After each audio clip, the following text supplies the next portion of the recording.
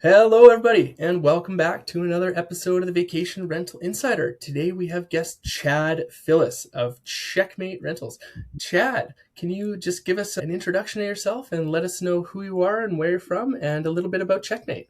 Sure thing. Michael, thank you for having me on. Really appreciate it. I'm excited to do this. And yeah, obviously, continuing to learn more about you and your business and everything else. So it's great. And I'm glad you reached out. But yeah, I'm the owner of Checkmate Rentals. Founded it almost 6 years ago now. In less than a month, it'll be 6 years old.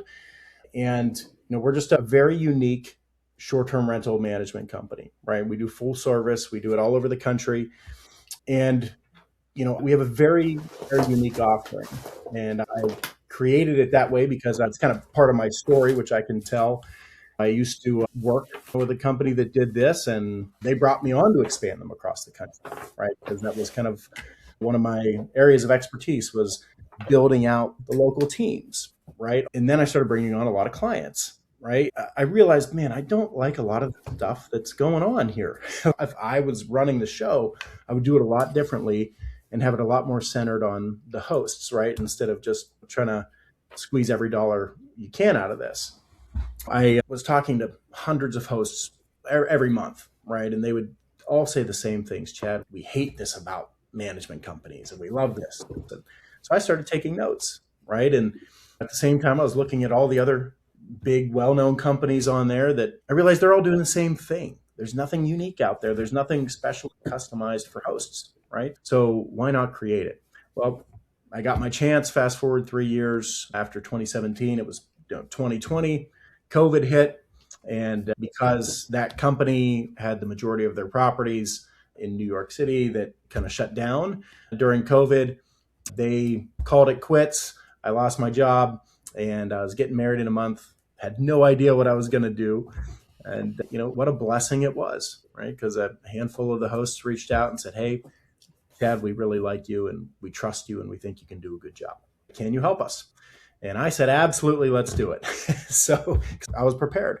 We started there and fast forward now, we're managing around 230 properties and we're growing at a good pace. We're actually limiting our growth right now to make sure everything is as good as it possibly can be on the operations side.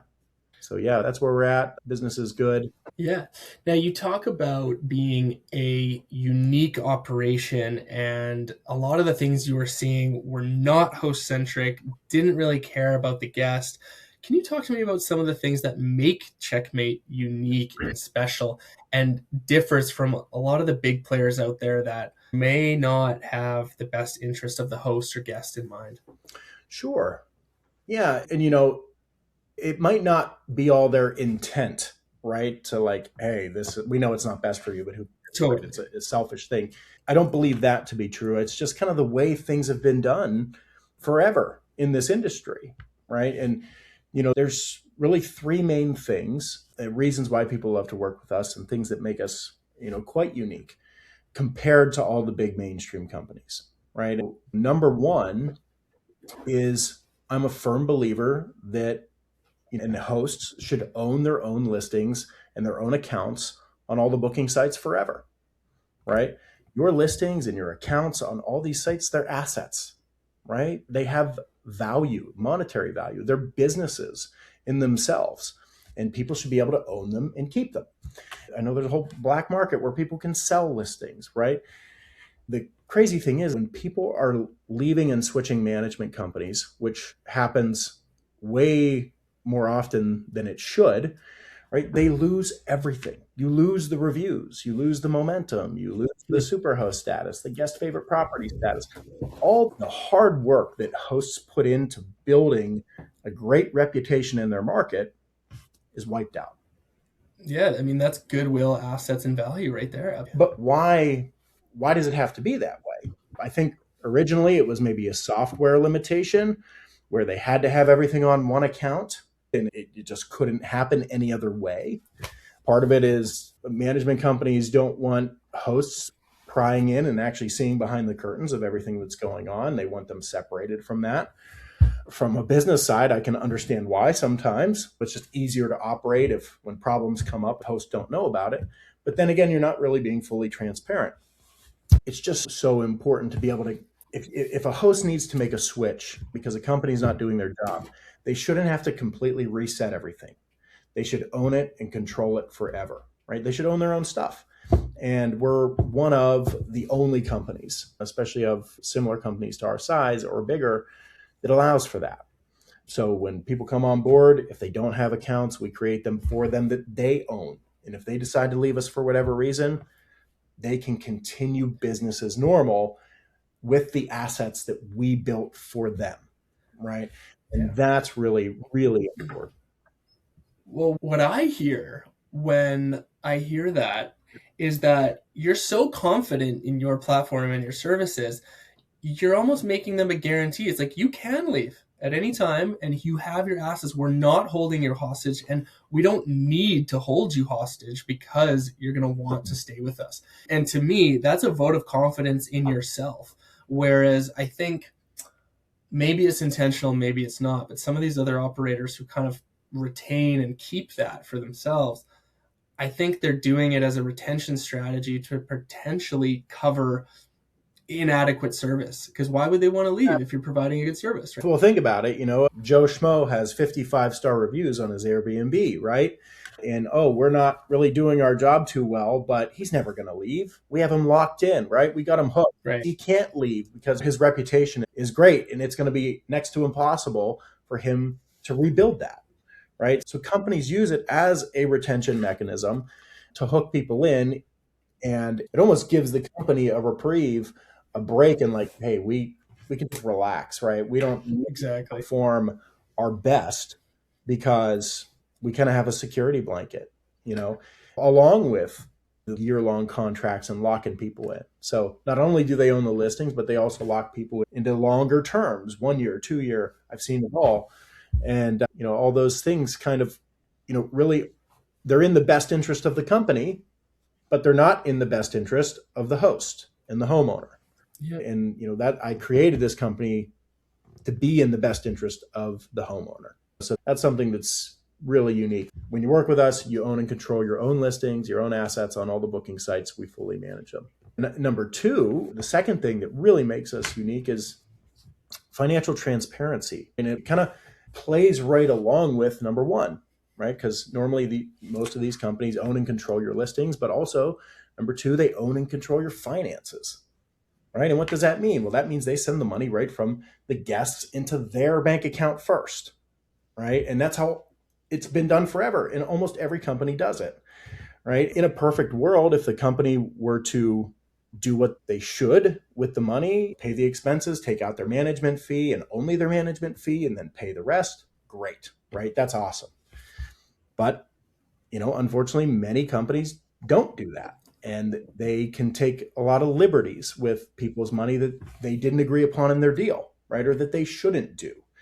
I'm friends and acquaintances with many owners, and I've seen behind the curtain, right? And, where are you making the most profit, right? Is it the management fee? Is it elsewhere? And you'd be surprised at how much companies are making on marking up cleaning fees, taking their percentage off of cleaning fees, charging the guest all these extra fees that, guess what? The homeowner can't see because they don't own the listings. So they can't see anything that's happening. They also can't see the money that's going into the account and what's being charged. So they're in the dark. So, hey, we just have to fully trust that the company. So they essentially lose a bit of that pricing control because of these extra fees and percentages and little nickel and dimes that the guest ultimately is facing and basing their decision off when they're pricing out their vacation or their stay. Yeah. And once again, it's like, okay, what's in the company's best interest versus what's in the host's? And it's absolutely in the company's best interest for them to control your money because they control the financial statements. They control everything. They're going to charge the guest early check-in, late check-out, pet fee, pool fee, hot tub fee, extra guest fee. The list goes on, right? And they can keep those as profit, and most do. And at the end of the day, the homeowners are getting paid out barely enough to pay their mortgage, right? It's like, where's all the money going? Well, we all know where it's going, right? It's going into the company's pockets and not the homeowners. And it's one of the main reasons why homeowners are switching companies every 1 to 2 years, right? And, I really wanted to set out to change that. And I didn't just make these things up, right? This is from talking to, like I said, hundreds and hundreds of, actually well over thousands of hosts, even before I started this company. And these were the main pain points, right? Is like, I have no control, I have no visibility, I'm not getting the money I should be getting. I know they're taking extra fees that I should be getting or that just shouldn't be being charged at all, right? Because if those fees aren't charged, then you can have maybe higher nightly rates and make more profit. So yeah, we are the only company, to my knowledge, I think obviously some small co-hosts do it, but that allow hosts to collect their own money, right from the guests into their bank account first, right? And that does two things. Number one, the host knows that they're getting everything they should be getting right up front, right? And we as a company have no ability to get our hands in the middle of something that we didn't agree upon in our deal. And number two, they know that we as a company would only be getting what we agreed upon in our deal, right? And no more and no less. And that's just a great way to build a business relationship on trust and integrity and transparency. And as Yeah. a Christian-based business with Christian values, those are things that we think are really important, right? And most human beings in general want to deal with people that are trustworthy and transparent and have integrity. So, even if we, It's such a big component. yeah, You really don't have anything without it. And I would add another piece, a human element, just being human, even in this age of AI and automation. At the end of the day, if someone has an issue or a problem, is there a human that they can talk to that has some empathy? And I think as a consumer, as a buyer, as a business partner, that empathy piece is unfortunately, in my experience, waning a little bit. But the people that still have it, keep it, and make it a fundamental piece of their business and a mindset, those are the ones I think that will succeed and actually use technology and AI in the right way to retain customers and not just look at this short term window to either squeeze profits or chuck in some technology, whatever it may be. yeah, exactly. And when I'm talking to homeowners, I always say the normal model that's been around for years is that it's a short-term cash grab model from these companies. It's like, okay, how can we talk to Michael as little as possible, lock him into a long deal that he can't get out of, and squeeze every dime we possibly can out of him until he wants to leave, right? And it's very impersonal. It's a numbers game, especially for the big companies because they have investors to please and everything else. And I don't, it's just, like I said, I'm not saying it's intentional upon these companies. It's Yeah. just how the game works. When you owe people a lot of money and you got to perform and you got to do this and that, you don't have time to talk to people. And, you have to squeeze every dollar, right? It's all about the money at that point. And money's important, right? Everyone's got to be profitable. But I think relationships are a lost art in business. And it's something that we always put to the forefront. Yeah, I agree. Now, I think one of the things that we see, and we've talked to entrepreneurs about who are growing these businesses, you've got 230 properties, 35 states. How do you go from maybe, and maybe you're talking to someone else just starting out, a younger founder here when you answer this, how does someone go, and you could tell your story here as well, how do you go from maybe 10 properties in one geo where you can really stay on top of it, maybe even personally attend a check-in or a maintenance issue? But talk to me how you go from that state and having such a personal touch into scaling this infrastructure to operate nationwide while still using third-party vendors for cleaning and maintenance, which allows you to keep overhead low. But just talk to me about how you've maintained that across scale. Yeah, I think I had an advantage to start, right? Because that was like my job at this other company was building it out nationwide, right? And setting that up. So I already had the infrastructure built. And then when I had the chance to start everything, I said, oh, well, okay, I know what to do. I have these teams. I know how to get them if I don't have them very quickly to make sure they're good. But yeah, so on that side, I definitely had an advantage. But yeah, when it comes to scaling, most of the managers are that little local geography, wherever they're at, managing 5, 10 properties. And that can be very good. And people build up real big that way, to the max that market can hold. I just really didn't want to limit myself to one market. right? Of the dream of potentially being one of the best nationwide management companies and the biggest eventually, right? The scaling part is obviously the secret sauce, the hard stuff, right? And I've always been good at talking to people and in sales. I started out my career as an insurance agent. I worked with my dad right out of college. He owned an insurance agency and still does. And it's a lot of cold calling, door knocking, that type of salesmanship, right? And building relationships that way.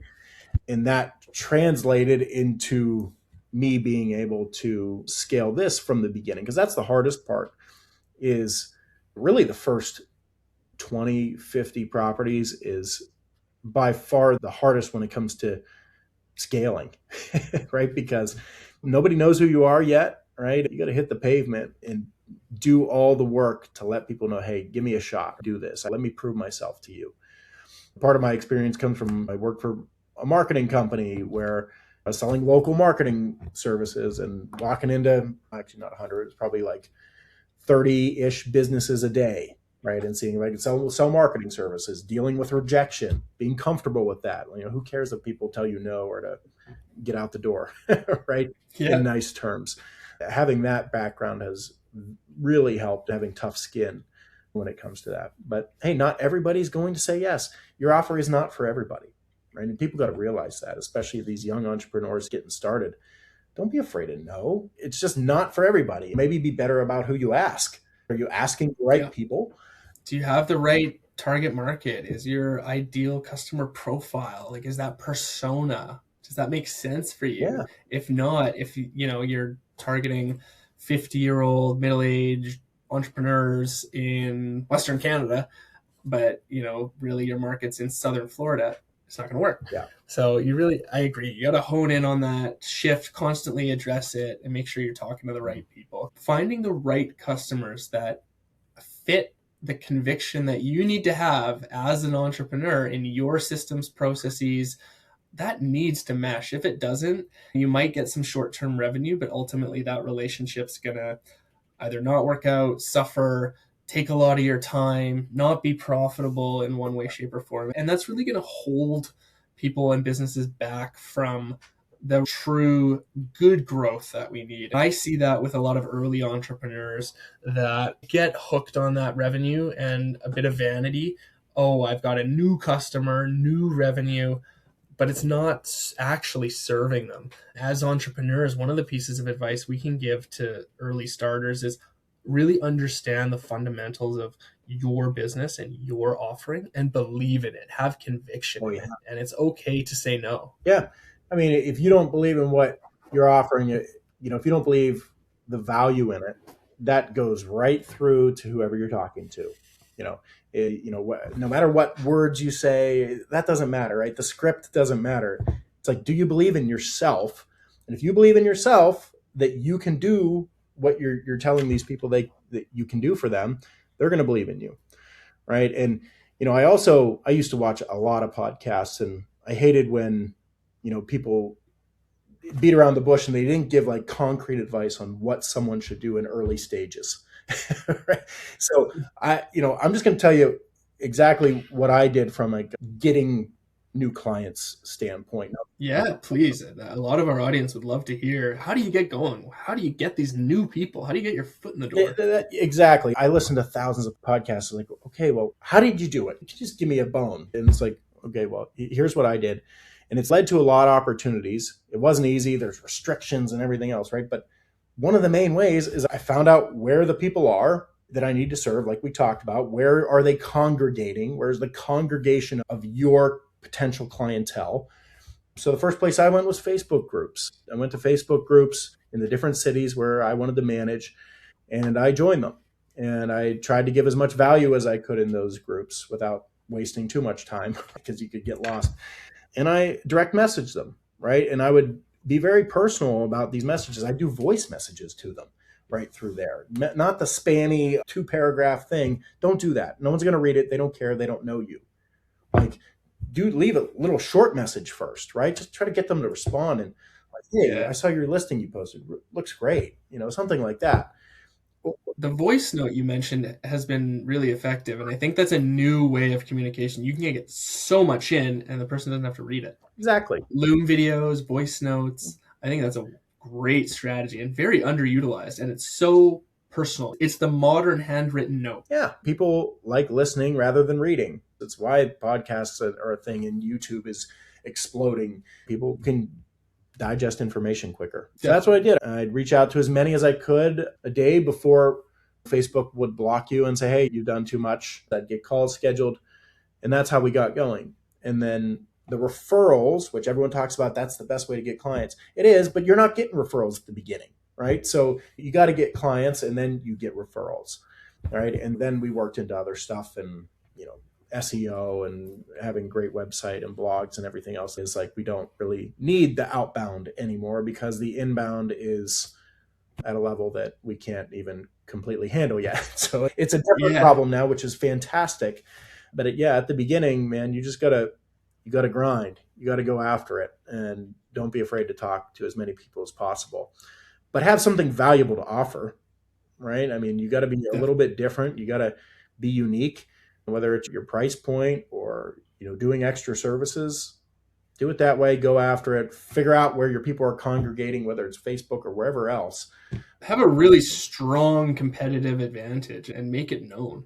Yep. And that's that piece of value. Absolutely. Exactly. I'm curious, you've mentioned a few times like this general capacity crunch, and you've got a lot of inbound, you're less focused on the outbound. Talk to me. I would imagine that, it's a snowball effect, very much so. Talk to me about the onboarding, because you, Chad, I imagine, cannot onboard and interact with every single new person. So talk to me how you've operationalized and maybe systematized that onboarding phase. Hey, I'm a new operator. I've got 10 properties. I want to join you. What does that process look like from kind of initial interaction to actually getting my listings live and onboarded? Sure. Yeah. So, and obviously this is evolving and we have a lot of projects to really improve this year. I can tell you it's semi halfway automated, if you will. Someone comes on board, we have an onboarding call, and before the onboarding call, they fill out an onboarding form where they brain dump all the information about the property so we can know it as well as they do. And then we jump on a call to get clarity on anything that they said, maybe, hey, let's discuss, I don't know, all those sort of things. And then we schedule dates for photography and launch date, pre-cleaning, all those sort of things. So, and everything around that is pretty automated from my sales pipeline. They hit a certain stage, boom, it sends them the welcome email with the onboarding form and an insurance form. And then once they fill that out, it automatically sends them somewhere else or sends them my scheduling link to schedule the onboarding meeting. It automatically invites the team members that need to be invited to the call, right? So using different tools like Zapier, and we use Pipedrive as our CRM. But there's a lot of capabilities in all these tools to do those things. We actually use Google Forms right now for our onboarding form, which will probably be changing, but that's what we use now. Yeah. Then, on the onboarding calls, though, I actually am on every one because amazing. Yeah, I like that it's the relationship thing, right? I want to, hey, thank you for coming on board. We're really excited to work with you, and I'm here for you, right? Instead of just having it be other members of the team that they don't know yet. So yeah, that's part of the onboarding process. And then really my team kind of takes it from there, right? And they start building and optimizing everything on all the listing sites that we can list on, organizing cleaning walkthroughs, everything else, building checklists. And then in a short couple of days, we're up and going. Yeah. And it seems like from what I'm hearing is that both you and your team, as part of that onboarding and relationship building phase, you're playing a bit of an advisory role and kind of helping them either get their listings better up to snuff, whether that be the content, the pictures. Talk to me a little bit about some of your expertise and the advisory role you play in that phase. Yeah. And this will have to change in the future too, but I'm the one doing a lot of the initial sales calls, right? So a lot of the advisory actually happens on those. Sales has sometimes a negative connotation to it, but really you're a consultant. You're just helping people figure out if they need your service or if they don't. And if they do, this is what could be way better, right? This is what you need to do. This is what you definitely shouldn't do. Or, hey, maybe this property is not a good short-term rental property. I can't help you, or you shouldn't want my help. Do long-term rentals because this thing's not going to do well. Or, we're just very honest. You just be honest with people up front about their property, because if you're not, you're going to bring on someone that's not a good fit for you, and it's not a good fit for them, and the relationship's not going to, it's going to be soured because of that. But yeah, from all the years of doing this, it's absolutely, advising is a huge part of what we do, when it comes to their listings and what they should do with, with pricing, with photos, with all the different settings that people should have, cancellation policies, everything when it comes to helping the property rank higher, get more bookings, and get better quality guests in there. So yeah, it's kind of difficult to narrow it down to one Yeah, thing, no, no. but I guess the tidbit there is be the advisor for your clients, right? And even before they're your clients, give them, everyone always talks about, hey, give free stuff to people, right? And then if you give free things to them, they're going to be like, oh, well, the paid stuff's got to be great, and they're going to become clients. Like you, and like, what's the hook? What can you get them in on? Just always be giving as much value as you possibly can before someone's a client, and there's a very high chance they're going to become a client, right? And I'm not saying you need to spill the secrets that make a company very special. Don't do that, but give a lot of good advice the whole way through, and be that consultant. Yeah, and that's great that you're still lending and making yourself available for that expertise with all your experience in the industry. But I am curious, as you scale and continue to grow, I think you had mentioned to me earlier, you have a goal of kind of shifting a little bit from working in the business to working on the business. Yes. As an entrepreneur, and as we have lots of founders and CEOs joining as our listeners, maybe share some advice of how you balance that, of still maintaining that customer relationship, being in the business so you have a finger on the pulse, but also recognizing that, hey, I'm going national. How do you balance between those kind of 30,000 foot view and right boots on the ground? Yeah, that's the hardest question to answer, right? Because someone can figure that out, then you have the secret formula to being the best. And that's what I'm striving for right now, because I am, and I said I want to be too, I'm very involved with the hosts. They talk to me all the time, not just at the beginning, all the way through. I had 3 calls today with hosts about things that are happening, what we can do to fix it, this and that. At the level that we're at of scale, I can still do that, but as we continue to grow and get bigger, I need to figure out a way to remove myself from being the first line of defense as the problem solver. The way to do that is to bring on somebody that you can train up on everything that's in my mind, bring on someone, give them all my information about how I would deal with these problems, and allow our host to develop a very close relationship with that person. That is their job, right? Their customer success. How can we make it so that our clients are extremely happy, they're listened to, they're heard, and they're answered quickly by someone who really cares? And that's something we're going to solve this year, actually. Because right now, like I said, I'm doing most of that. So are my business partners, Garrett and Brian. They do a lot of that as well. But yeah, we're working on finding that person. So if that person is listening to this podcast, feel free to reach out. We're looking for a customer success person this year. Here's one for you, Chad. And, we're in 2026. Is it a person? Or does technology or an agent play a role in that? I'm wondering what your thoughts would be on, is it a person? Maybe it's half a person. Maybe it's augmented by technology. Where do you think we can go with that? Is that something you're considering? Yeah, it's definitely been a thought. And I think that there's possibility of it being a hybrid approach where maybe it's like initial easy type of things to answer that aren't extremely situational. Right. I've thought of it before in the chatbots, right? People upload Yeah. as much information as possible on how they would answer questions, and then it can give the answers Yeah. that I would most likely give. Yeah. And if it doesn't have that answer and it says, "Hey Chad, I'm stuck on this interaction," then you provide it, that answer, and it just continues to evolve and gain that knowledge as it goes. We're seeing some of that come in, but like you said, I think when there is a split of, I would call it generic, common FAQ type questions versus I'm having this very specific issue with this one property or one guest. And another layer of complexity would be if it needs to hook into the actual booking itself. That's another layer of technical complexity. We've seen that people are doing it. I think you're onto something, and that, like, take care of that initial first interaction and free up people for a lot of what we've been talking about. Nuanced, creative, human relationship interaction that goes beyond how do I adjust my pricing? Yeah. Yeah, exactly. I think you kind of hit it on the head. Like the FAQ part, absolutely great. And even maybe slightly more, right? As AI continues to evolve and how we can train it.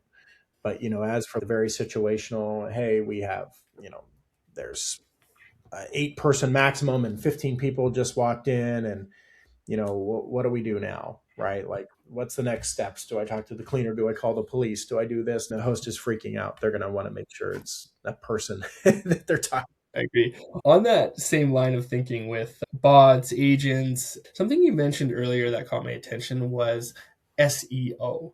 I think we might be shifting into the phase of AEO, agentic engine optimization, or however we want to phrase it. And I'm curious, like, how much of that is on your radar? I was just speaking to someone who said someone found their business through ChatGPT. They were searching for a property management company in a certain geo, and they found them on there. How are you thinking about that? Is it on your radar? Is it affecting your decision making in any way, shape, or form? And are you preparing for what might be a shift into agentic booking one day, where a traveler goes in and says, I want to book a property in Seattle to watch a Seahawks game with my family or my football buddies, and we need a big bar, whatever it may be. Talk to me about just your general thoughts on where we're going with that. Oh, sure. Yeah, I think it's coming a lot faster than we can imagine, especially with the booking side of things, right? I think that's so interesting. And, there's two ways to look at the SEO and, what you call it, AEO. Yeah. One's from like the marketing side of a management business, and the other is from like the getting bookings type of side, right? And people, like you said, guests searching for properties. And, we have lately been getting a lot of clients from people saying, hey, I found you on ChatGPT. They recommended you. And so, yes, that's actually been a pleasant surprise that I was not expecting, right? That's been happening, and it's been great. So it's very important. I actually get more people that say that than just say, oh, I found you on, Google or, through regular internet search. So very important. I'm not really, I don't know a lot of the SEO terminology or how, basics, but I know it's very important. And if you are new and just starting a business, get into it. I wish I would have a lot earlier on learning that and starting to build that reputation faster that way. But when it comes to the bookings, I think having listings that are extremely optimized for that, right? Of like, okay, what questions are people going to ask? And how can we answer those in our listing description so that, that pulls that data in? Like, oh, hey, this. What would be some of those questions, like proximity to an arena or the beach, things like that? Yeah. I think proximity could definitely be one. Some of the things you mentioned on that example you gave, right? Like, does it have a bar? Is there a pool? How many rooms, beds? Tile? Yeah, towels come supplied. Yeah, we're looking for something modern or, whatever. Rustic. Yeah. Exactly. Or I want a log cabin. All those things. And, like the categories that Airbnb provides up top now that they'll put homeowners or hosts into, like the cabin or the mountain view or lakefront, all those sort of things. There's a lot of weird ones too, tree houses, etc. Yeah. But yeah, I guess really dialing in or making sure your listings are so complete that when the AI goes out and finds it, and that, hey, this person's a top option. You know, Yeah, I think it's coming. I think agentic booking will be here before we know it. I'm kind of curious about if there'll be some standardized protocol Mm, or some ISO standard that we will use. And if you think of the major platforms, like Airbnb, in many ways they kind of created that for people to plug and play with their PMS and their system. So I wonder how that's going to play out. And then the second question I wonder is how the money's going to flow, how ChatGPT is going to make money, how Google's going to make money, how Airbnb is going to actually make money, and where the information's coming, where the data flow goes. I think that's going to be complex, but I'm sure someone somewhere is working on that. yeah. I mean, how Google, like in general, like would make money before is like advertising, right? But like, how would advertising work in ChatGPT? Is it, did Google get paid for the hit because ChatGPT's sourcing through Google? I think all that's yet to be determined and will really impact those business models, not just for travel, but for anything like that. But then again, think about that. Then people could just pay. They can pay to be the top option, right? How do you be a trusted source? Yeah. That is And something I that think Google already gets attacked for that, especially in certain geos of highlighting certain things for certain reasons, whether it be monetary or political. I think that's going to be a big challenge with some of these agents or services that, offer agentic booking to specify it for our industry. could be, hey, they put, Google puts ads at the top and then the search below. It could be like, hey, here's the advertised ones. Here's what we recommend. Maybe, Yeah, yeah. interesting. Yep. Cool. I never thought about I'm curious. We're talking a little bit about trends, what we think is going to happen with AI. What are some of the market forces or headwinds that you're predicting this year as overall industry trends? And talk to me a little bit about your strategy at getting ahead of them. Talk to me, like you're a national brand. Talk to me about some of the more broad scale, maybe national challenges and what you foresee happening and how you're preparing for those. Yeah, and it's kind of, we're kind of preparing for more of the same that we've seen over the last couple of years. It seems to just be a trend, and I think it's got to reverse sometime soon. When it comes to like supply and demand, right, in the short-term rental space, everyone's just wondering why they're not earning as much money as they once did, right? People in 2021, right after the COVID and the big boom of everybody traveling, right? People kind of set that as like, oh, that's where we should be. That was an anomaly. That was the best year ever, right? When it came to earning, people, I always say, could throw up a shed in their backyard with an air mattress and it would get fully booked up, right? It's like people just wanted to get out and go, and we're spending a lot of money. And that brought a lot of attention to the short-term rental space, and the supply of short-term rentals skyrocketed, right? And the demand also did. They both did, right? But what we've been noticing really ever since like maybe the back half of 2023, 2024, 2020, even all 2025 is like, okay, the supply is steadily going up of homes that people are able to book. It is expanding. There is more options for guests, right? But the amount of travelers is still going up, but definitely not at the pace that the supply is going up. Sure. Yeah. So what does that mean? Well, that means the person that, booked your place last year for $200 a night, when they go to look again this year, they have 10 more options.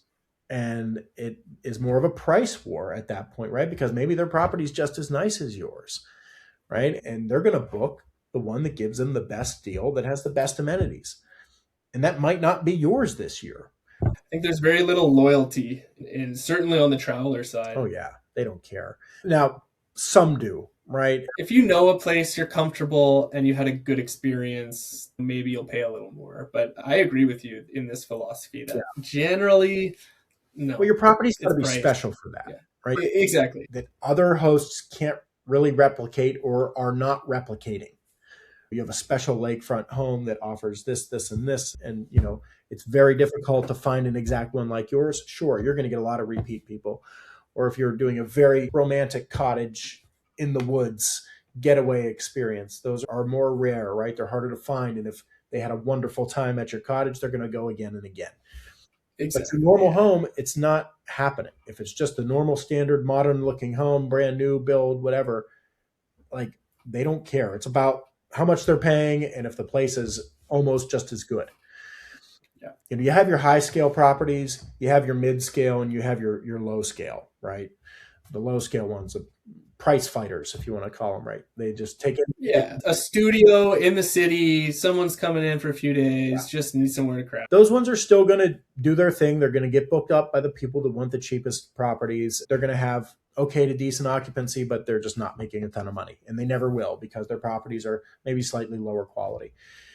The high scale ones, the very updated ones that offer as many amenities as possible and are special, they're designed very well, beautiful photographs. Those are the ones that are going to benefit a lot because what's happening is people are raising their rates. The average nightly rates are going up, but the occupancy is going down. And this is because of the supply and demand issue, right? So people are getting less occupancy because there's way more listings, but people are raising their prices to try to make the amount of money that they made the year prior. And so it's like this inverse effect, and it's okay. That's not going to work. Yeah, it's just kind of what we're seeing there.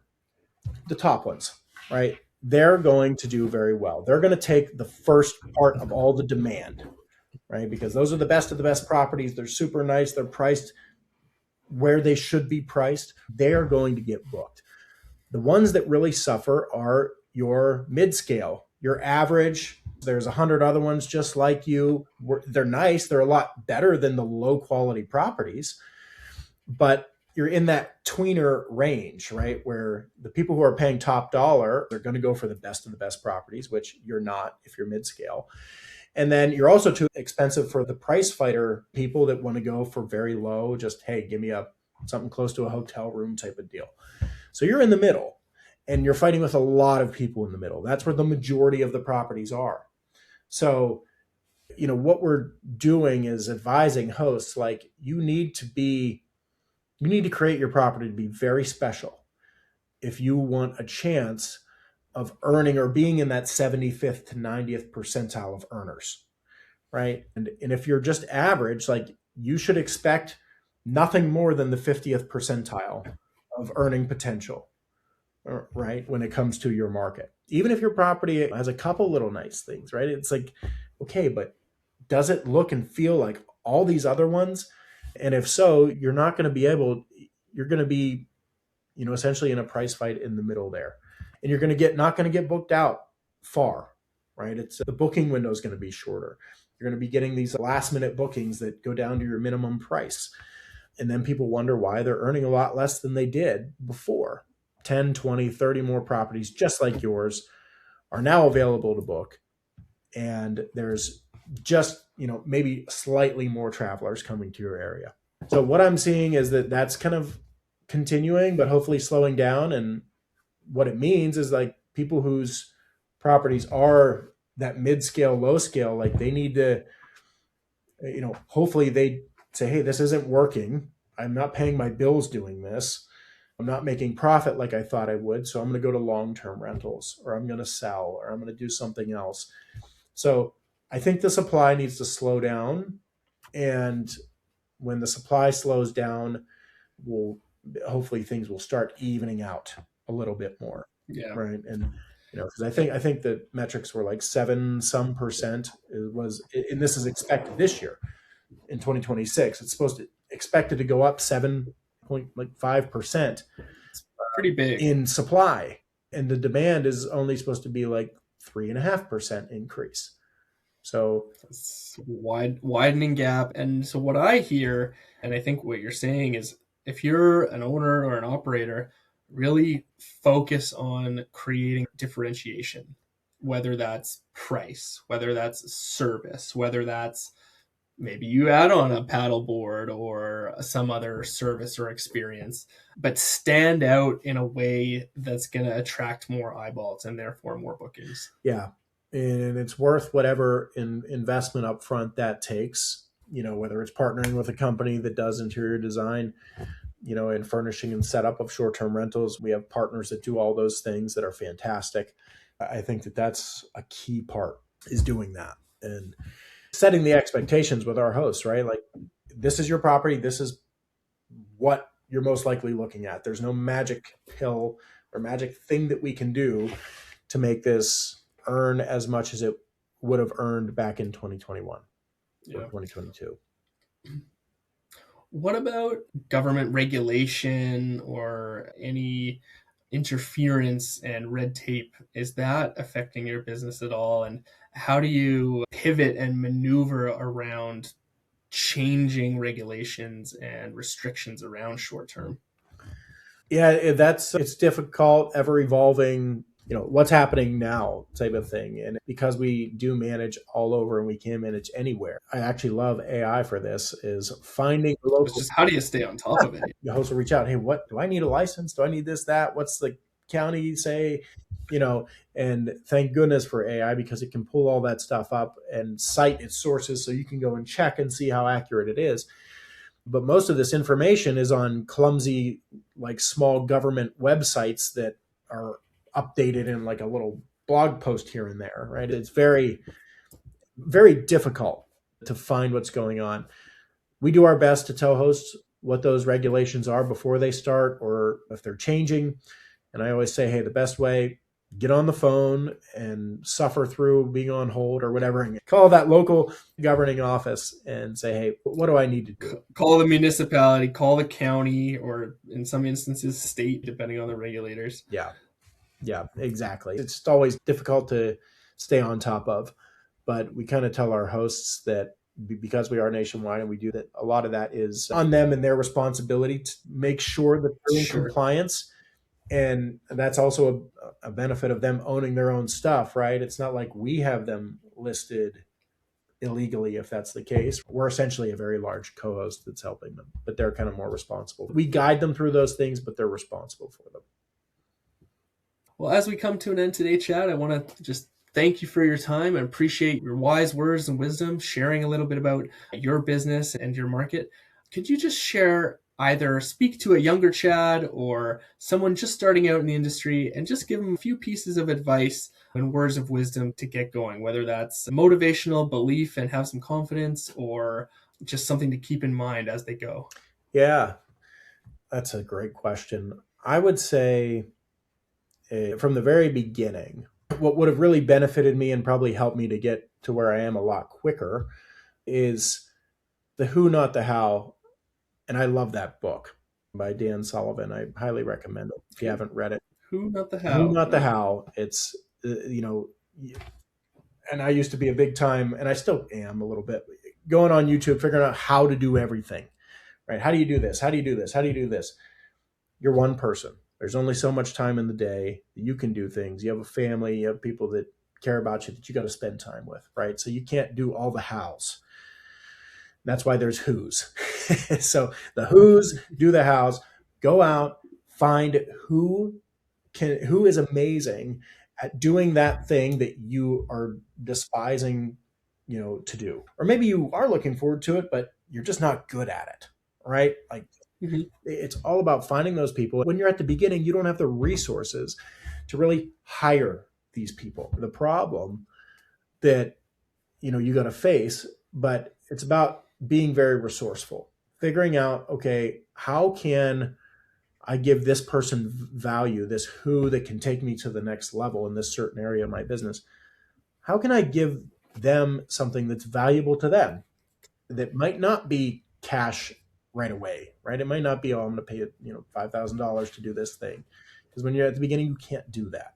So what else can you do for them, right? Being resourceful and figuring out who can help you with the hows that are going to get you to the next level.